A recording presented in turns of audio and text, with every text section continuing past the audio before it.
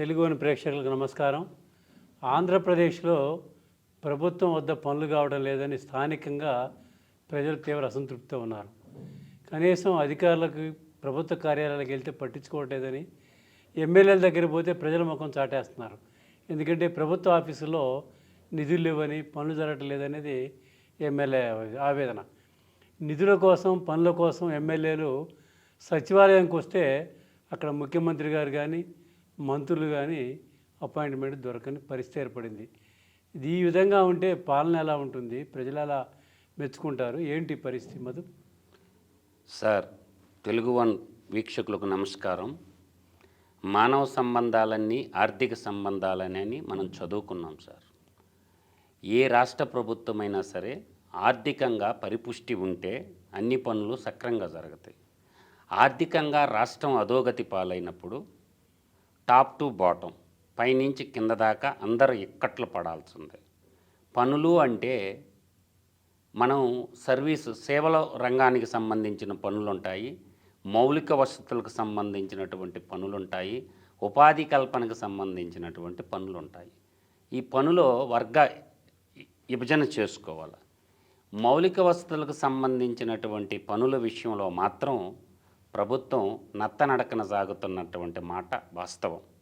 బహుళార్థక సార్థక ప్రాజెక్టులు అయినటువంటి పోలవరం, అమరావతి, గాలేరీ నగర్ ఇలాంటి పెద్ద ప్రాజెక్టులు చూస్తున్నారే తప్ప స్థానికంగా ఉండబడినటువంటి చిన్న చిన్న ప్రాజెక్టులకి, చిన్న చిన్న పనులకు కూడా ఆర్థిక వనరుల లోటు కారణంగా చేయలేనటువంటి పరిస్థితి, దుస్థితి.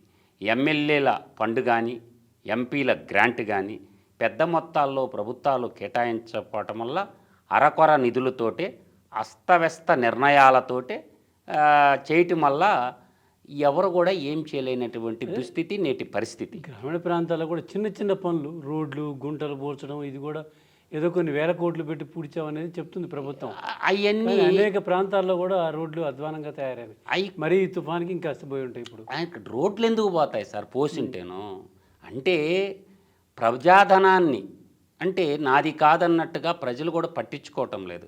ఒక రోడ్డు క్వాలిటీగా కన్స్ట్రక్షన్ నిర్మాణం చేయటం లేదు.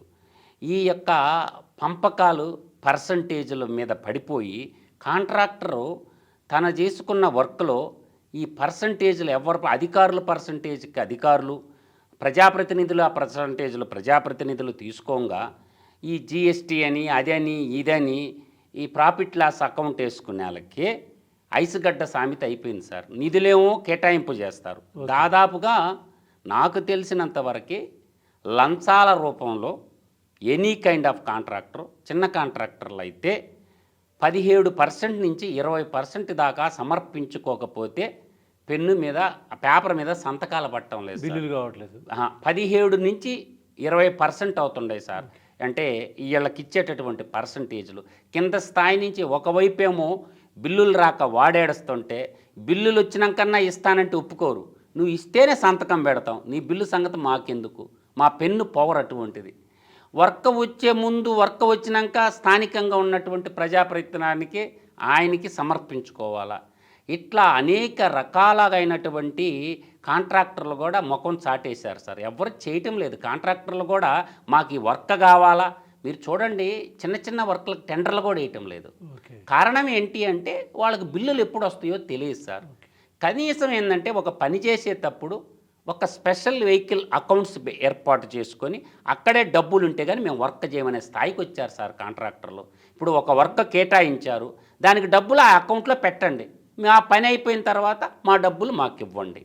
ఏంటంటే మీరు టెండర్లు పిలిచేసి కోర్టుకు పోతే కానీ, రావు గారు, కోర్టుకు పోయి కంటెంప్ట్ ఆఫ్ కోర్టు వేసుకుంటే కానీ బిల్లులు లేనటువంటి దుస్థితి నేటి పరిస్థితి సార్. ఇదైతే వాస్తవం. కోర్టులో బిల్లు వేస్తేనే ఇక్కడ బిల్లు.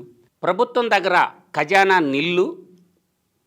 బిల్లులు కావాలంటే హైకోర్టులో బిల్లులు వేసుకోవాల్సిందే. హైకోర్టులో కానీ బిల్లులు కానీ వేయలేదనుకో వాడు కిల్ అయిపోవాల్సిందే.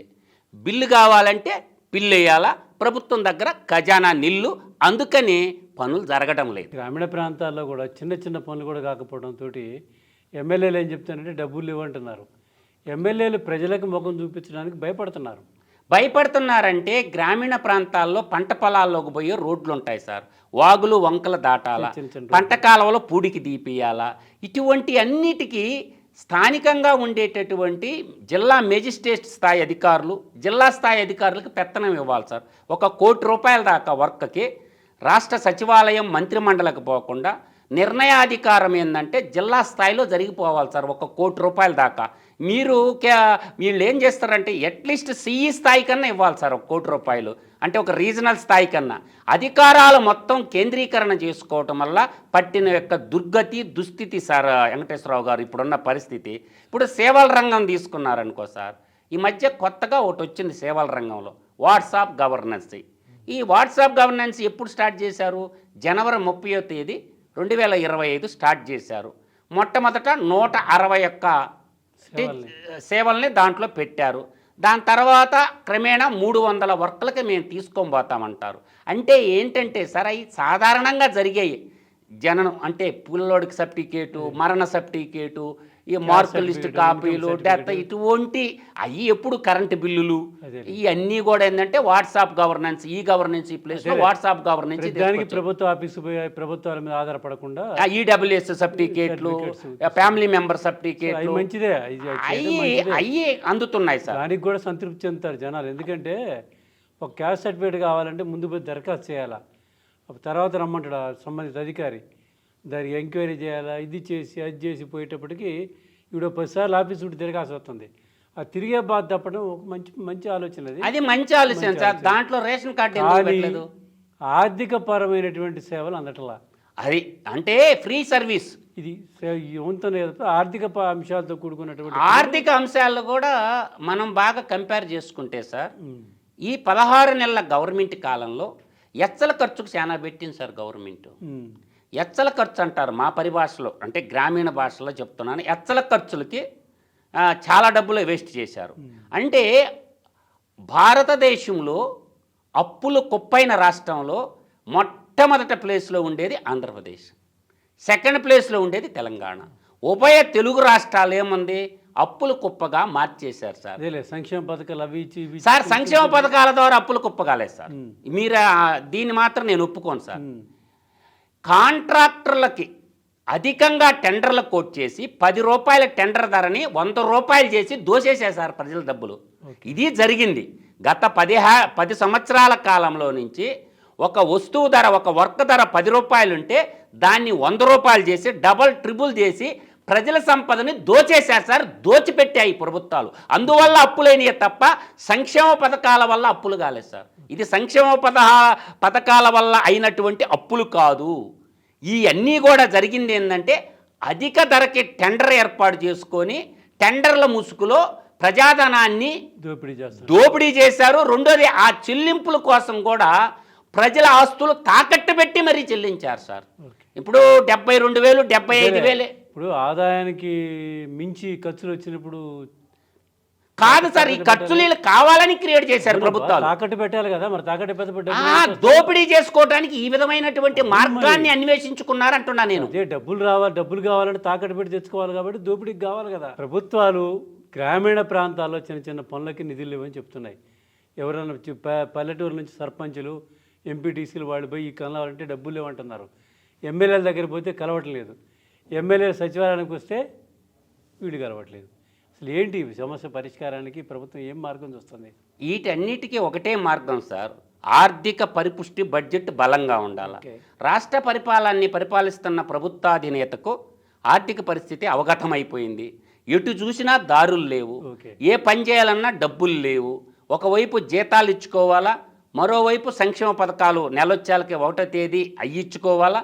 రెండోది ఏంటంటే రిటైర్డ్ అయినటువంటి ఎంప్లాయీస్కి వాళ్ళు గగ్గోలు పెడుతున్నారు, మా డబ్బులు మాకు ఇవ్వండి మహాప్రభు అని చెప్పి.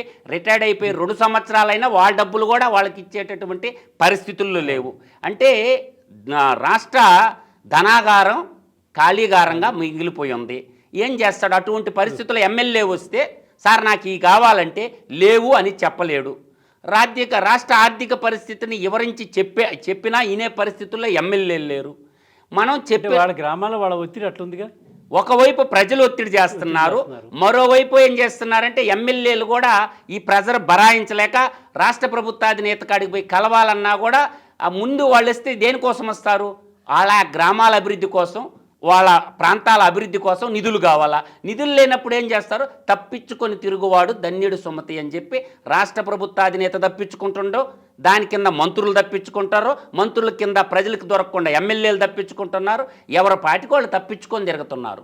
తప్పించుకొని తిరగడమే పరిష్కారం కాదు కదా. అది ప్రభుత్వం కూడా ఇప్పుడు ఉద్యోగుల సమస్యలు ఉన్నాయి. సరే, పోయిన జగన్మోహన్ రెడ్డి ఒక డిఏ ఇవ్వకుండా కొట్టి వెళ్ళిపోయాడు. ఈయన వచ్చి ఒక డిఏ ఇచ్చాడు. పిఆర్సీ వేయమంటున్నారు వాళ్ళు. అది ఖర్చు లేని పని కదా. ఖర్చు లేని పని కదా, పిఆర్సీ వేయమంటున్నారు. వేస్తే పని నడుస్తుంది, దాని సిఫార్సులు. ఉద్యోగస్తులు కూడా తెలివైన వాళ్ళే సార్. పిఆర్సీ కమిషన్ వేశారు, రిపోర్ట్ ఇస్తారు, రిపోర్ట్ ఇంప్లిమెంట్ చేయమని ధర్నాలు చేస్తారు. అందుకని పిఆర్సీ కూడా ఏనంటారా వేయరు. ఇప్పుడు తర్వాత ఈ కారుణ్య నియామకాలు ఉన్నాయి.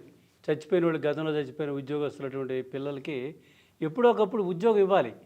కాకపోతే టీచర్ కొడుకు చనిపోతే టీచర్ ఉద్యోగమే, పోలీస్ కొడుకు చనిపోతే పోలీసు ఉద్యోగమే లేదు. ఆ కారుణ్య నియామకాలు వాళ్ళ స్థాయిని బట్టి, వాళ్ళ అర్హతను బట్టి అక్కడక్కడ నింపొచ్చు వాళ్ళని. అవి చేయడానికి కూడా ప్రభుత్వం ఖాళీలను భర్తీ చేయడానికి కూడా సిద్ధపడలేదు. నేనంటుండే ఒక అంశం ఉంది సార్. ఇక్కడ ఒక సందిగ్ధమైన ప్రశ్న ఉంటుందన్నమాట. కారుణ్య నియామకాలు యాజ్ ఎ జర్నలిస్ట్గా మీరు సమర్థిస్తారా? అర్హత లేకపోయినా ఉద్యోగం ఇవ్వాలని మీరు సమర్థిస్తారా? లేదు, అర్హత లేకపోతే ఇవ్వమంటలేదు కదా. వాళ్ళకి అర్హత ఉన్నచ్చు అటెండర్ ఉద్యోగం ఇవ్వు. సచివాలయాల్లో చాలా ఉద్యోగాలు ఉన్నాయి కదా ఖాళీగా, ఆ అర్హతను బట్టి వాళ్ళకి ఇవ్వు. అంటే సర్వీస్ నిబంధనలు కూడా చూడాలి కదా సార్. అవును సార్, అదే. ఇప్పుడు ఒక 5 సంవత్సరాలకో 6 సంవత్సరాలకో సర్వీస్ అయిపోద్ది. ఒక 25 ఏళ్ల వయసులో కుర్రోడు నియమిస్తే మళ్ళీ 25 ఏళ్ళు ప్రభుత్వం పోషించాలి. నిబంధనల ప్రకారమే ఇవ్వమని అంటారు. వాళ్ళేమి నిబంధనలు ఉల్లంఘించమంటలా.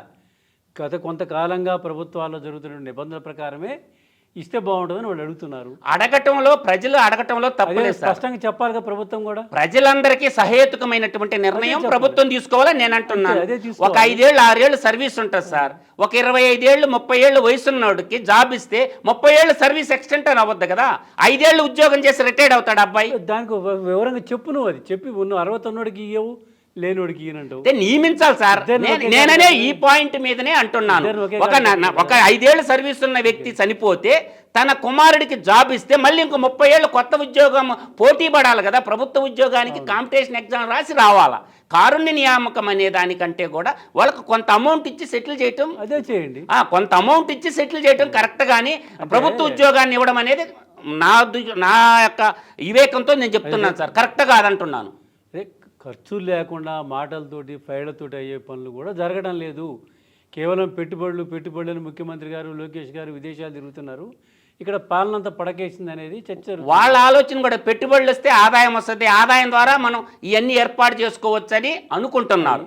కానీ ఆర్థిక క్రమశిక్షణ లేకుండా పరిపాలన చేస్తే ఇలాంటి దుస్థితి పరిస్థితులు వస్తాయని మేధావులు, ఆర్థికవేత్తలు, ఎకనామిక్ ఎక్స్పర్ట్లు ఎప్పటి నుంచో చెప్తున్నారు సార్. దాన్ని 5 ఏళ్లకే చాప చుట్టుకొని పోయేవాళ్ళు పోతున్నారు, మళ్ళీ వచ్చేవాళ్ళు వస్తున్నారు. అవి అప్పులు కుప్పైపోయింది. అప్పులు లేని రాష్ట్రంగా ఎప్పుడు చూస్తాము రాష్ట్రాన్ని అనుకుంటే లేదు కాదు, అడుగుని ఎప్పుడు ఉంటారు, మొదట్లో ఉన్నారు ఇప్పుడు. అసలు అప్పులు లేని రాష్ట్రం చూడాలి. ప్రతి సంసారంలో కూడా మన చిన్న ఎకనామిక్ ఎగ్జాంపుల్ లేక సార్, అప్పు లేని సంసారం బాగుంటుందని అనుకుంటారు కదా. ఇప్పుడు రాష్ట్రాన్ని అప్పులు పాలు చేసింది ఎవరు? రాజకీయ నాయకుల లేకపోతే ప్రజల పేరు చెప్పుకొని లక్షల కోట్లు ప్రజాధనాన్ని లూటీ చేసేసి విదేశాలకు తరలించేసినటువంటి వాళ్ళ మీద రెవెన్యూ రికవరీ యాక్ట్ పెట్టి రికవరీ చేస్తే కొన్ని లక్షల కోట్లు బయటకు వస్తాయి సార్. ఈరోజు కొనాలనుకుంటే వస్తువు ధర ఆకాశాన్ని అంటిపోతుంది సార్. సామాన్యుడు మీరు ఏ వస్తువు ధర అన్నా తీసుకోండి, 4 రెట్లు పైగా పెరిగిపోయింది. ఆ ఒకవైపు ఏమో ధరలు ఆకాశాన్ని అంటుతున్నాయి, మరోవైపు ఏంటంటే రాష్ట్రాన్ని అభివృద్ధి చేసుకోవటానికి ఒక పని చేశారనుకోండి సార్, కనీసం 10 ఏళ్ళు ఉండదు సార్. ఆ పని తెల్లారాలకల్లా పోద్దా? బిల్లులు ఎలా ఇస్తున్నారు సార్? ఏ ప్రాతిపదికన బిల్లులు చెల్లిస్తున్నారు? దాన్ని మెయింటెనెన్స్ ఎవరు చేయాలా? దానికి కాల వ్యవధి ఉండదా? ఒక నిర్మాణం చేస్తే దానికి 10 సంవత్సరాలు, 20 సంవత్సరాలు, 30 సంవత్సరాలు టైం పీరియడ్ ఉండదా సార్? అది బిల్లులేవి నువ్వు ఇచ్చేసావు, వాడు ఎత్తుకొని పోయినాడు, దానికి రెస్పాన్సిబిలిటీ ఎవరు తీసుకోవాలా? ఆ సంతకం పెట్టిన అధికారి రెస్పాన్సిబిలిటీ తీసుకుంటాడా? ఆ రాష్ట్రానికి పరిపాలన చేసిన చీఫ్ సెక్రటరీ తీసుకుంటాడా? ముఖ్యమంత్రి తీసుకుంటారా? ఎవరు తీసుకోవాలి సార్ రెస్పాన్సిబిలిటీ? ఒక రోడ్డు పోసారు, ఆ రోడ్డే పోద్దా సార్? ఊరికెందుకు పోద్ది సార్ రోడ్డు? అంటే క్వాలిటీ లేని వర్కలు చేయటం వల్ల త్వరితగతిన రోడ్లన్నీ దెబ్బతింటాయి. పేరుకు వరదలను అడ్డం పెట్టుకుంటారే తప్ప వరదల వల్ల జరిగింది కాదు, వీళ్ళు క్వాలిటీగా కన్స్ట్రక్షన్ చేయకపోవడం వల్ల రోడ్లు డెస్ట్రాయ్ అయిపోతుండే తప్ప క్వాలిటీ కంట్రోల్ ఫెయిల్ అయిపోతుంది సార్. మళ్ళీ రోడ్లు వేసిపోతే మళ్ళీ పోసుకోవచ్చు, ప్రజాధనాన్ని మళ్ళీ దోపిడీ చేయొచ్చు. అలాగని క్వాలిటీ కంట్రోల్ డిపార్ట్మెంట్ ఏం చేస్తుంది సార్? ఒక నిర్మాణం చేసినాక అట్లీస్ట్ 50 సంవత్సరాలు పరిపూర్ణంగా ఉండాలి సార్. అది 2-3 సంవత్సరాలకు పోయేది సార్. పెద్ద పెద్ద బిల్డింగ్లు కూడా కుప్పగూలిపోతుండే, 5 ఏళ్లకి 10 ఏళ్లకి పనికిలా మానినటువంటి వర్కలు చేపిస్తున్నారు sir. Quality control, central vigilance, తనిఖీ విభాగం కూడా కరెక్ట్గా లేదు సార్.